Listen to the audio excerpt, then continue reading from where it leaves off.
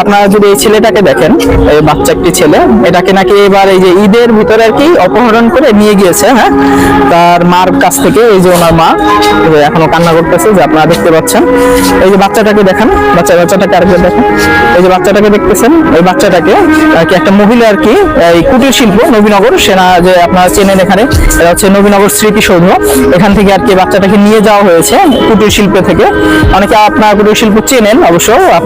আপনাদের সাথে এটা শেয়ার করার মূল কারণ হচ্ছে যে যদি আপনারা কেউ দেখতে পান কোথাও যে বাচ্চাটিকে দেখা যাচ্ছে বা দেখতে পেয়েছেন, তাহলে হয়তো বা যদি এর মার কাছে বাচ্চাটিকে ফেরত পাঠানো যায়, এর জন্য আর কি মূলত আমার এই ভিডিওটি আজকে করা।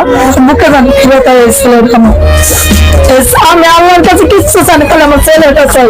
সবাই একটু বেশি বেশি করে শেয়ার করবেন ভিডিওটি, সবাই একটু বেশি বেশি করে শেয়ার করবেন। খালি আমার এই ছেলেটা চাই, আমার কিচ্ছু লাগবে না।